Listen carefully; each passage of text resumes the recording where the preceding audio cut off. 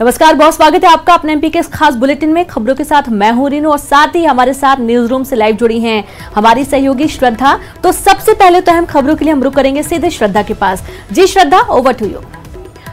शुक्रिया रीनू। और मध्य प्रदेश में आज बहुत सारे लोगों को अपना घर मिला है। जी हाँ, मध्य प्रदेश के 1.75 लाख परिवारों को आज अपना घर मिला है, यानी कि आज उनके घर का सपना पूरा हुआ। प्रधानमंत्री भी जुड़े, वर्चुअल जुड़े हैं वो इसमें। और आपको बता दें कि प्रधानमंत्री नरेंद्र मोदी ने आज इन परिवारों के लिए घर का उद्घाटन किया। वर्चुअली उन्होंने ये उद्घाटन किया है। ये सभी घर प्रधानमंत्री आवास योजना ग्रामीण के तहत दिए गए। प्रधानमंत्री नरेंद्र मोदी ने इस दौरान वीडियो कॉन्फ्रेंसिंग से संबोधन किया, लाभार्थियों से बात भी की। मुख्यमंत्री शिवराज सिंह चौहान भी इसमें शामिल हुए। तो आज 1.75 लाख परिवारों के अपने घर का सपना पूरा हुआ है मध्य प्रदेश में।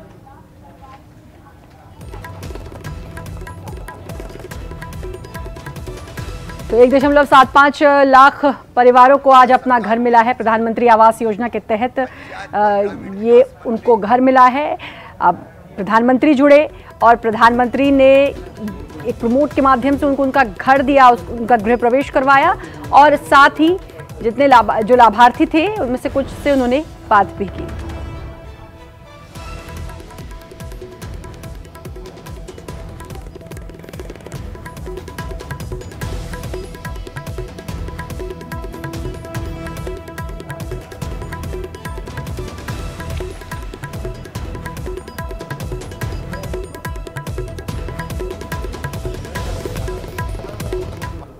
वो देश के लिए, हमारे मीडिया के साथियों के लिए भी ये बहुत सकारात्मक खबर है।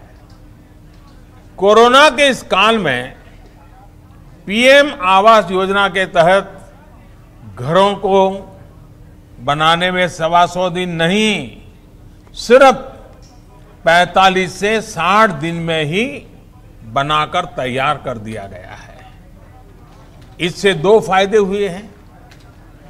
एक तो शहरों से गांव लौटे लाखों श्रमिक साथियों को रोजगार उपलब्ध हुआ है, लेकिन करोड़ों गरीबों को जो घर देने का लक्ष्य था, जो एक गरिमापूर्ण जीवन देने का लक्ष्य था, वो कभी पूरा ही नहीं हो गया। कारण ये था कि पहले जो योजनाएं बनी थी उनमें सरकार हावी थी, सरकार का दखल बहुत ज्यादा था। उन योजनाओं में मकान से जुड़ी हर चीज का फैसला सरकार, और वो भी दिल्ली से होता था। जिसको उस घर में रहना था उसको कोई पूछता ही नहीं था। अभी तक 1,92,394 से 94 प्री रजिस्ट्रेशन करवाया गया है। हम समझ सकते हैं कि पूरा प्रदेश आज कितना प्रफुल्लित है और कितना प्रसन्न है। माननीय प्रधानमंत्री जी ने हर गरीब के सपने को साकार किया है। किसी ने कहा है, फूल मेरा साख मेरी और सजर मेरा भी हो, मेरा हक है इस जमीन पर एक घर मेरा भी हो। और ये एक घर का सपना माननीय प्रधानमंत्री जी ने गरीब के लिए साकार किया है। और उपचुनाव से पहले मुख्यमंत्री शिवराज सिंह चौहान के ताबड़तोड़ दौरे जारी हैं। आज मुरैना पहुंचे मुख्यमंत्री शिवराज सिंह चौहान, वहां पर करोड़ों के विकास कार्यों की सौगात दी, उन्होंने लोकार्पण किया। और आपको बता दें उनके साथ राज्यसभा सांसद ज्योतिरादित्य सिंधिया और साथ ही केंद्रीय मंत्री नरेंद्र सिंह तोमर भी उनके साथ रहे।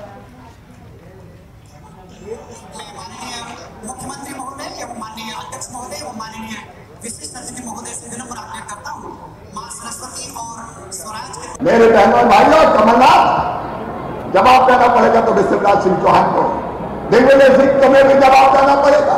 तुम्हारी गैंग ने भरपूर चोरी देश की लूट की और अब नेताएं आज चले पदयात्रा निकाल रहे हैं। कांग्रेस के बड़े नेता 100 चूहे खा के दिल्ली हज करने जा रही है। क्या दे दिया तुमने? कमलनाथ जवाब दो, तुमने मेरी संबल योजना क्यों बंद की? एक आए दिल वाले संबल योजना में। और वहीं दूसरी तरफ पूर्व मुख्यमंत्री की बात करें तो उपचुनाव के लिए उन्होंने भी पूरी तैयारी कर ली है और आज उन्होंने शंखनाद किया है आगर मालवा से। बड़ौद में कमलनाथ ने सभा को संबोधित करते हुए बीजेपी पर हमला बोला। उन्होंने कहा कि बीजेपी सरकार में सभी की स्थिति खराब है। इस मौके पर पूर्व मंत्री जयवर्धन सिंह और सज्जन सिंह भी मौजूद रहे।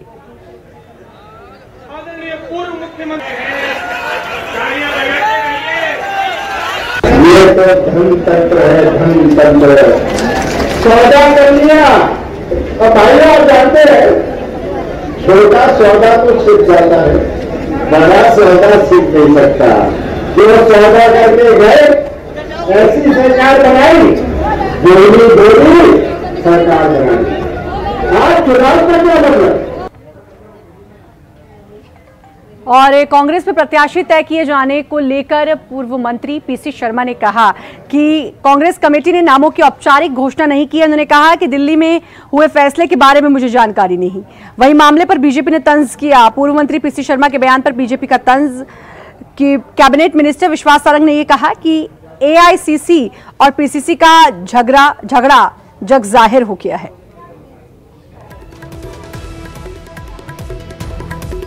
जो प्रत्याशियों के नाम आए उसकी पीसीसी से कोई अधिकृत घोषणा अभी नहीं हुई है।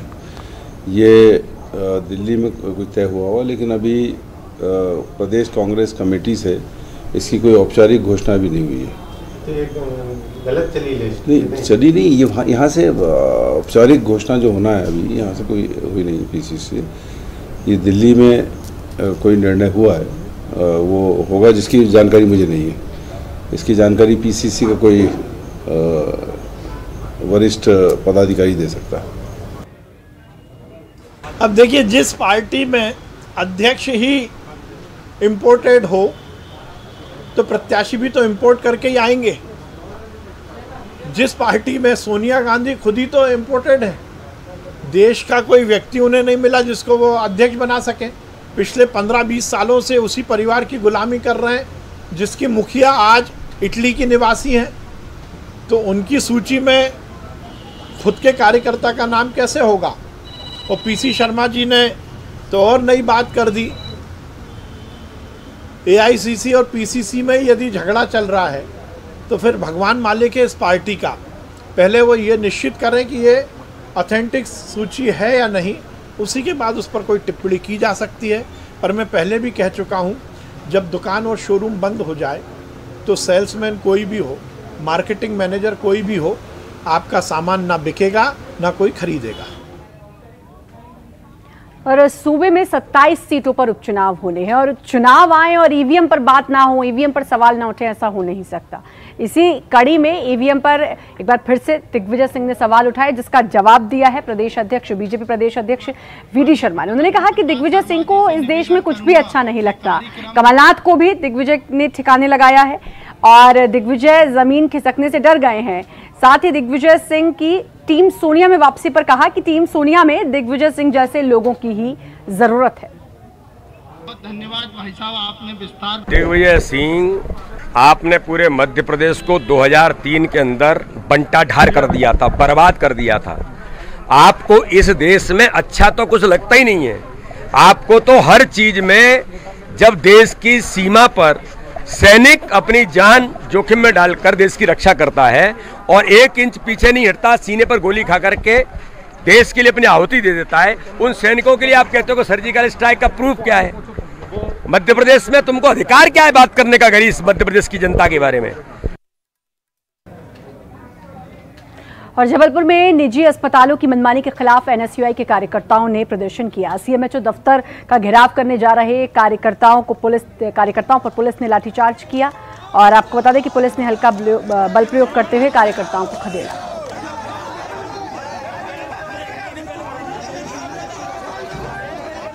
सरकारी अस्पतालों में अव्यवस्थाएं और निजी अस्पतालों द्वारा कोरोना मरीजों के इलाज के नाम पे जो भारी लूटमार मची हुई है, इसका हम युवा कांग्रेस के लोग लगातार विरोध कर रहे हैं। हमने आज अपने कार्यक्रम की शुरुआत के तौर पे मुख्य जिला एवं चिकित्सा अधिकारी को ज्ञापन देने का कार्यक्रम रखा था, उनका ध्यान आकर्षण कराने का कार्यक्रम रखा था। हम अपने निर्धारित कार्यक्रम के अनुसार जो हमने पुलिस को सूचना दी थी उसके मुताबिक हम यहाँ पे ज्ञापन देने पहुंचे थे, लेकिन आपने देखा किस तरीके से जो है अमानवीय बर्ताव पुलिस हमारे साथ कर रही है। क्या हम आम जनता की अगर बात प्रशासन के समक्ष रखना चाहते हैं तो क्या ये गलत है? निजी अस्पतालों की खुल्लम खुल्ला लूट मची है, कोई सुनने वाला नहीं है। सरकारी अस्पताल में लोग तिल तिल कर मर रहे हैं, क्या हम उनकी बात नहीं कर सकते? हम उनकी बात आज जिला स्वास्थ्य अधिकारी के सामने रखने आए थे, लेकिन आप लोगों ने देखा किस तरह से पुलिस ने अमानवीय बर्ताव किया, हमारे कार्यकर्ताओं के ऊपर लाठीचार्ज किया। क्या हम विपक्ष में, ये हमारा अपराध है? क्या हम जनता की बात कर रहे हैं, ये हमारा अपराध है कि इस तरह से हमारे साथ अमानवीय बर्ताव किया जाएगा? लेकिन जनता की लड़ाई हम युवा कांग्रेस के लोग लगातार लड़ते रहेंगे और हम किसी हाल में जो पुलिस का हो चाहे प्रशासन का जो गुंडागर्दी वाला रवैया है कतई बर्दाश्त नहीं करेंगे। और केंद्रीय संस्कृति और पर्यटन मंत्री प्रहलाद पटेल दमोह दौरे पर थे और उन्होंने इस दौरान शहर के कई वार्डों में सैनिटाइजेशन करवाया। मंत्री ने कलेक्ट्रेट में पीएम नरेंद्र मोदी के गृह प्रवेश कार्यक्रम को देखा और हतना गांव में हितग्राहियों को प्रधानमंत्री आवास में गृह प्रवेश भी करवाया।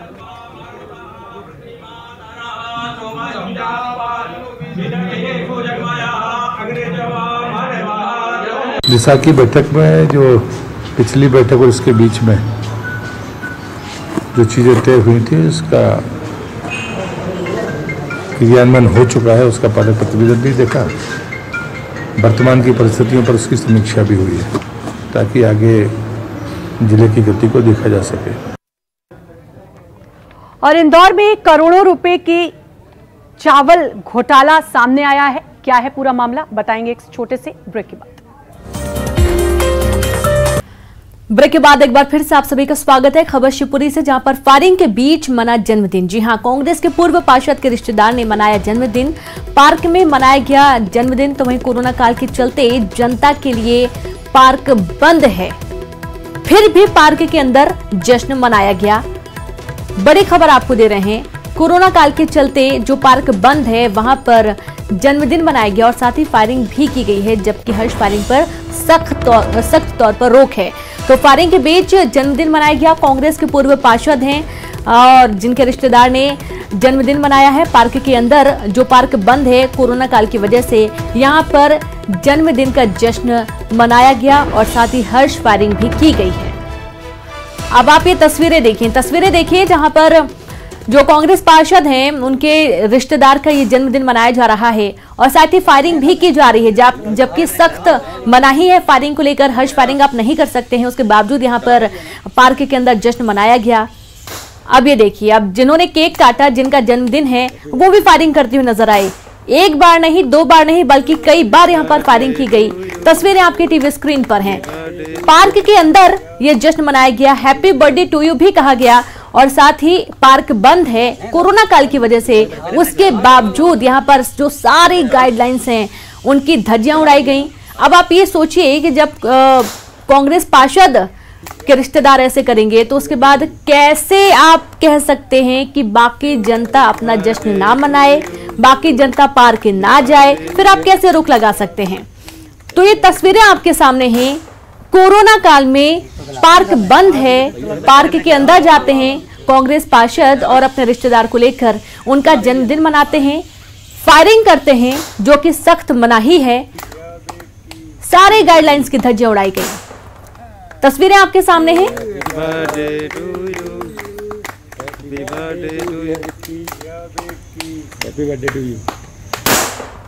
और चलिए अब सीधे रुक करते हैं न्यूज रूम का कुछ और अहम खबरों के लिए सहयोगी श्रद्धा के पास। जी श्रद्धा। बिल्कुल रीनू, और इंदौर में चावल घोटाला हुआ है, करोड़ों के चावल घोटाले का खुलासा हुआ है। आपको बता दें कलेक्टर मनीष ने महू में ये खुलासा किया। तकरीबन 50 करोड़ का फर्जी बिल बनाकर ये घोटाला किया है। अच्छे चावल के बदले घटिया चावल की सप्लाई का खुलासा हुआ। इस घोटाले में खाद्य विभाग के अधिकारी भी शामिल हैं। ट्रांसपोर्ट व्यवसायी मोहन अग्रवाल सहित 4 लोगों पर आरोप है।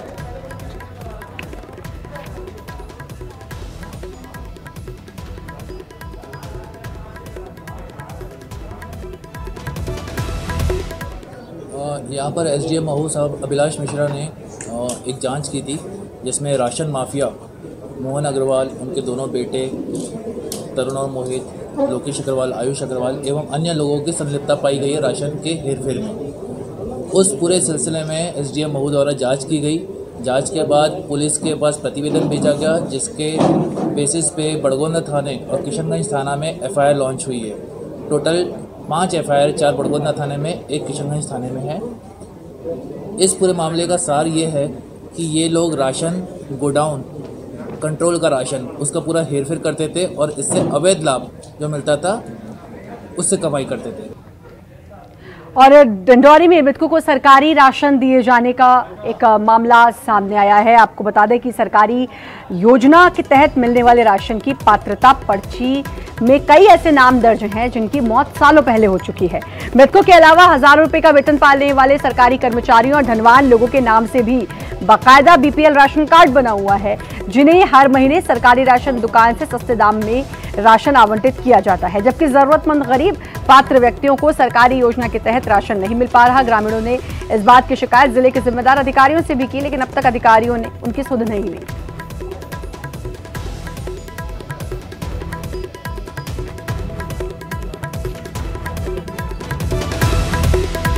सर फिफली बाई मेरी माता है, डुकरी दाई है, और 5-6-7 साल से मैंने ख़त्म हो गई हमारी माता राम, और ये हमसे राशन कार्ड वहाँ सोसाइटी में जमा करवा लिए लोग। ऐसे लोग हमारे गांव में 9 लोग हैं। जो हमारे गांव में सरकारी कर्मचारी हैं साहब मरे हैं, उन्होंने जो है गरीबी रेखा के नाम के तहत जो है राशन जो है ले रही ने और फिर राशन जा रही से। वो सूची में जो नाम दिख रहा है उसका जानकारी हमने ऊपर भेज चुका है। 10-11 लोगों का नाम, मरे हुए आदमी का नाम काटने के लिए। बाकी वो सूची में दिख रहा है और अपने पास राशन नहीं आ रहा है, उनका राशन कम आ रहा है, जबकि अपने पास 82 कुंटल और कुछ किलो के हिसाब से बन रहा है सूची के आधार पे। बाकी 77 कुंटल 34 किलो के हिसाब से आ रहा है अपने पास। राशन कार्ड जारी करने का अधिकार जो है स्थानीय निकाय को है। कौन व्यक्ति बच्चे का जन्म होता है और किसकी मृत्यु होती है, इसका समग्र पोर्टल में हटाने का अधिकार स्थानीय निकाय को होता है।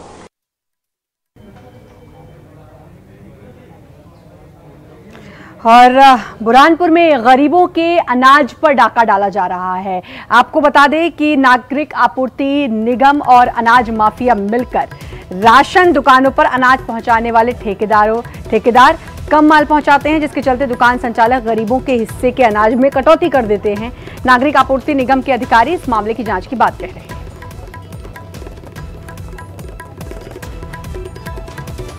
यहाँ से इसलिए ये दिक्कत आ रही है कि जब भी हम लोग ये ट्राली के थ्रू माल पहुँचाते हैं तो हम लोग कभी तो तुलवाए नहीं, आज 1-2 बार जब भी तुलवाते हैं जब भी, तो बस उसमें 80 से 1 कुंटल के बीच में कमी बैठता है माल। हर गाड़ियों में 1 कुंटल से 80 किलो तक के माल कम आता है। कोई 44 का आता है, कोई 45 का आता है, कोई 40 किलो का आता है। हर कट्टे में कम आता है और भर्ती के हिसाब से 50 किलो की भर्ती रहती है। इनकी समस्या का निराकरण है कि भाई इनको लगा के बोल देते दुकानदार को कि आप यहाँ स्वयं खुद आओ और गाड़ी अपने हाथ से तुलवाओ भी और काटा पर्ची अपने हाथ से देखो भी कितना माल डल रहा है कितना नहीं डल रहा है और स्वयं ले आओ। अच्छा, तो वो खुद आते भी है, लेके भी जाते हैं।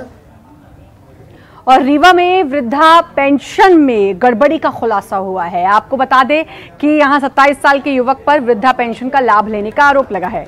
ये खुलासा सामाजिक सुरक्षा विस्तार अधिकारी की जांच में हुआ। साथ ही सचिव की लापरवाही भी सामने आई है। सचिव पर एक ही शख्स की 2 आईडी बनाने का आरोप है। फर्जी दस्तावेज से आईडी बनाई गई। इस मामले को लेकर सचिव को कारण बताओ नोटिस जारी किया गया है। ये पूरा मामला जवा तहसील के बरहुला गांव का है।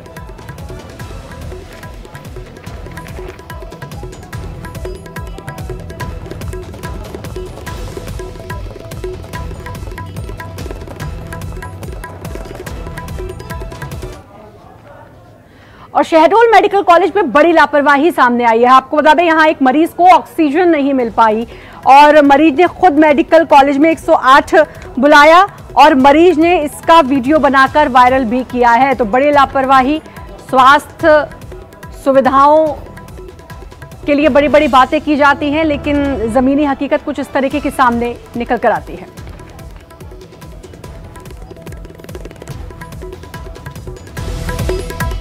ऑक्सीजन की कमी है, भी ऑक्सीजन नहीं है। आपने 108 एम्बुलेंस को बुलवाया है शहडोल हॉस्पिटल जाने के लिए, तो किस कारण से बुलवाया है? यही मैं कि कम से कम ऑक्सीजन मिल जाए, मेरी जान बच जाए। तो यहाँ पे आपको ऑक्सीजन बिल्कुल नहीं मिल पाया? नहीं मिल पाया। बोले ठीक है, आप एम्बुलेंस में रहिए, मैं बुलवा लीजिए एम्बुलेंस को, आप एम्बुलेंस में रहिए। एम्बुलेंस बुलवाए? हाँ, अब आप एम्बुलेंस में रहिए। और 13 सितंबर को होने वाली नीट परीक्षा के लिए राजधानी भोपाल में 26 सेंटर्स बनाए गए हैं। आपको बता दें कि इन केंद्रों तक परीक्षार्थियों के लिए शहर में एक पार्किंग स्थल और साथ ही पिकअप पॉइंट्स बनाए गए हैं। भोपाल में Nadra bus stand, ISBT, Habibganj railway station, मुख्य railway station, Halalpur bus stand से परीक्षा केंद्र तक पहुंचाया जाएगा। अधिकारियों के नंबर भी जारी किए गए हैं।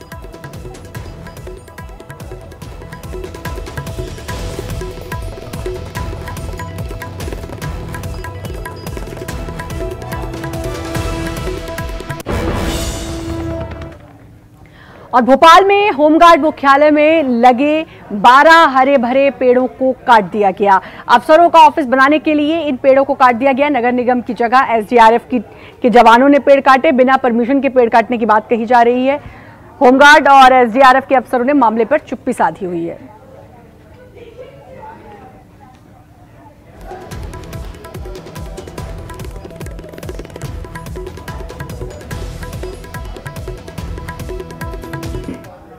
और देवास में बाइक सवारों की बड़ी लापरवाही देखने को मिल रही है। पुल के ऊपर से तेज बारिश के चलते पुल के ऊपर से पानी बह रहा है, लेकिन बावजूद उसके 2 युवक उसी पुल के ऊपर उस पुलिया को तेज बहाव के होते हुए पार करने लगे। तभी ये पानी के तेज बहाव में बहने लगे। वहां लोग मौजूद थे, गनीमत ये रही और किसी तरह मशक्कत करके उनकी जान बचाई। पूरी घटना बेहरी गांव को जोड़ने वाले पुल पर घटी है।